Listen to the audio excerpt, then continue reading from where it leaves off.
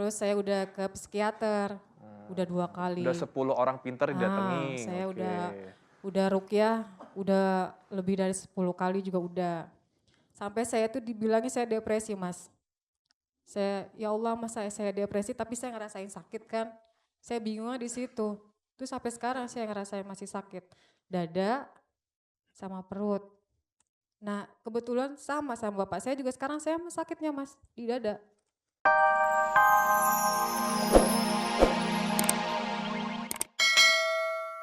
Mas Fahri ya. Iya. Mas Fahri, kita kan sama-sama anak yatim. Maksud aku ibu kan sendirian ya. Pak Ustadz sudah bantu dari sini, saya sih berharap kamu juga bantu dari rumah. Iya. Mamanya didampingin, ya kalau mamanya butuh hiburan, tolong dihibur. Jangan malah sering keluyuran ya. Karena yang bikin ibu kita itu kuat itu kita. Bukan orang lain.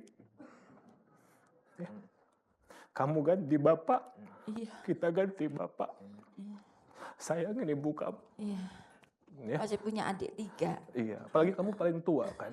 Jadi kamu nggak boleh keluyuran atau apa. Beliau butuh teman di rumah. Ya, kamu ganti bapak. Ya. Ada kesalahan nggak sama ibu? Coba. Enggak, dia baik kok, Baik, Mas. alhamdulillah. Mas, Kalau baik gitu. dia. Ya. Tanggung jawab sama adik-adiknya juga tanggung jawab. Jadi tugas di rumah, Fahri, kalau ibu ada dendam sama almarhum bapak, diingetin tadi kata Pak Ustadz, doanya, istighfar. Ibu ya, harus ikhlas. Iya. Oke, semoga cepat sembuh ibu. Ya. Terima kasih.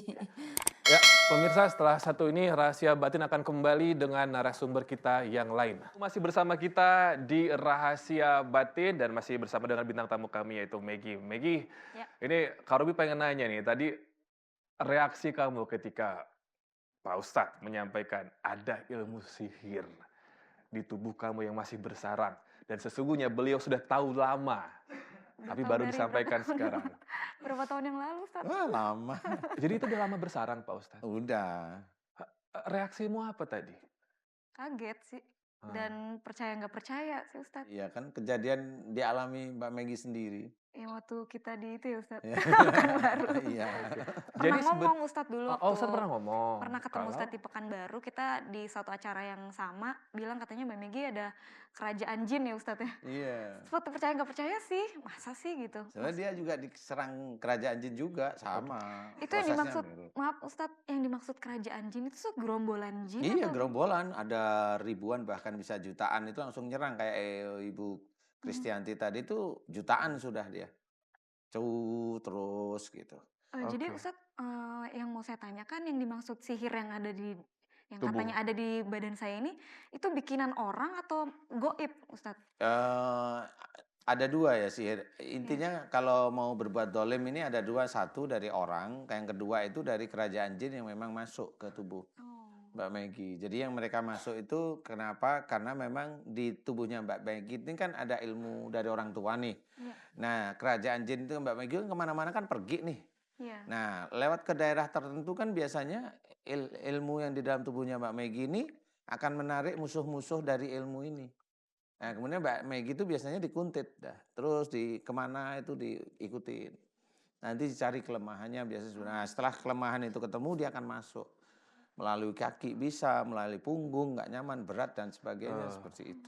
Nah Ustadz ini kan tadi Maggie sudah secara tidak langsung ikut didoakan oleh Ustadz. Bahkan beliau bereaksi. Iya.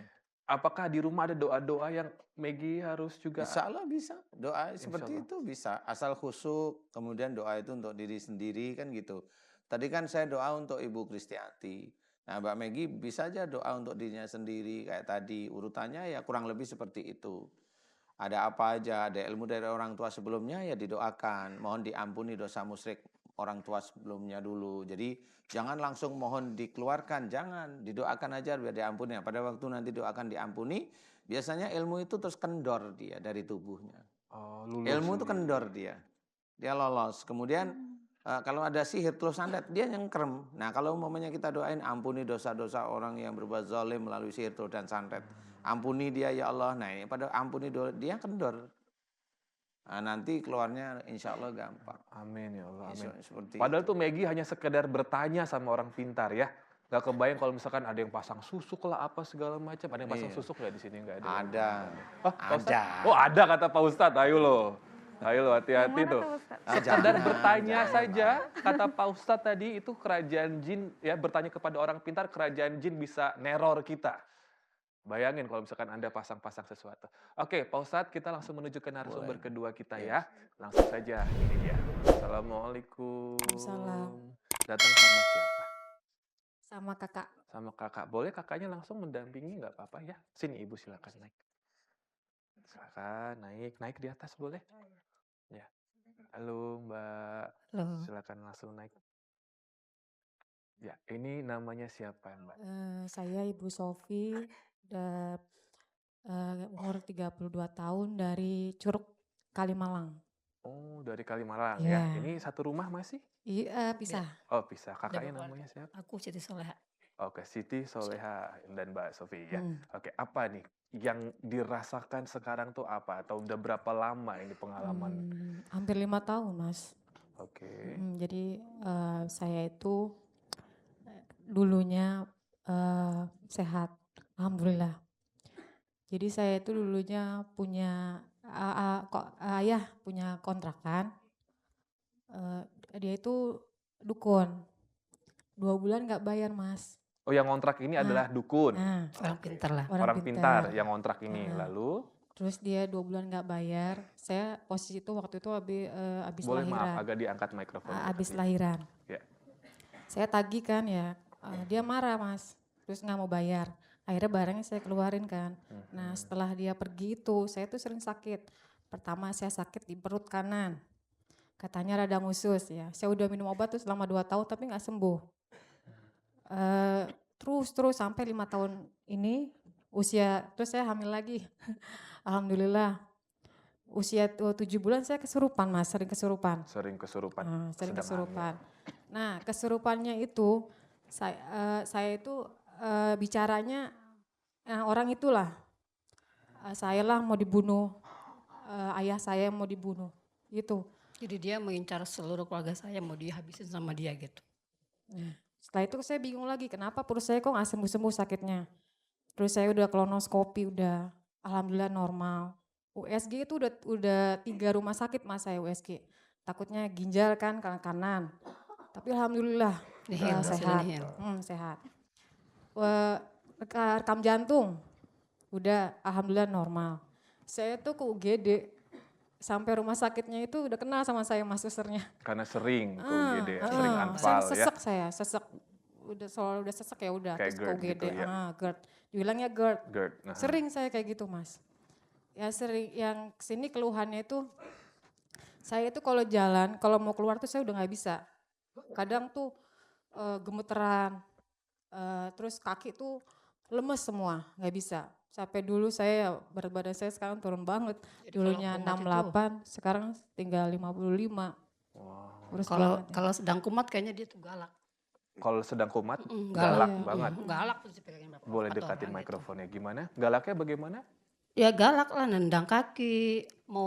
Kita pokoknya yang ngantem kaki tuh ditendang sama dia. Sekuat kau pegang dia, galak dia.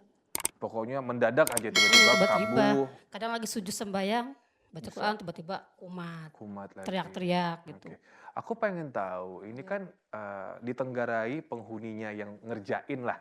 Ini kan Ya. katanya Nah dukun. salahnya saya itu, saya udah 10 lebih lah orang yang gak pintar gitu. Sekarang saya baru sadar gitu, astagfirullahaladzim.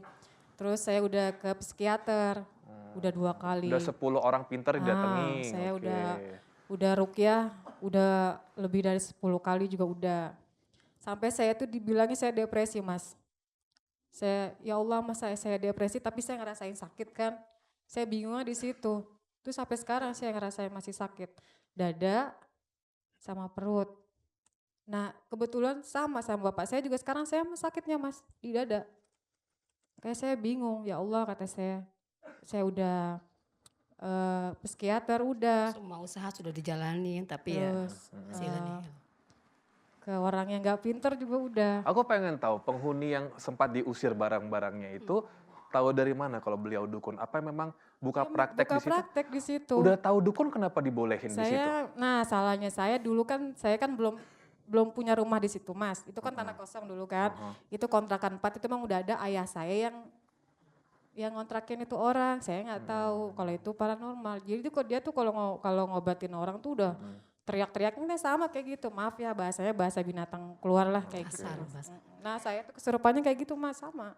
Saya bisa lihat amarah dari kakak karena pasti kamu yang sering melihat bagaimana beliau bereaksi, bagaimana ayahanda bereaksi, sempat kesal, Ya kesel, sedih.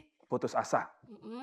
Gimana ya, aku cuma 2 bersaudara nih. Tapi kok dia kok kehidupannya seperti itu gitu. Cuma sekarang saya tinggal di rumah orang tua, suami saya tinggal di rumah. Karena saya juga kadang merasa saya tinggal di rumah situ, saya kebayang sama orang itu Mas. Oh. Jadi terlalu jadi berbayang-bayang perasaan sama orang itu. takut ada. Jadi sudah efek ke rumah tangga sendiri ya. Iya. Anak-anak kena Anak-anak efek nggak? Itu ilmunya dukun yang memang marah pada waktu diminta Hati-hati, makan, hati-hati. untuk bayar. Jadi ilmu-ilmunya itu masuk ke tubuh Mbak siapa namanya ini? Sofia. Jadi ini ilmunya masuk, kemudian karena memang seperti ilmunya itu nyata ya seperti ini, dia pasti akan nyurupin. Jadi ini murni ilmunya dukun itu.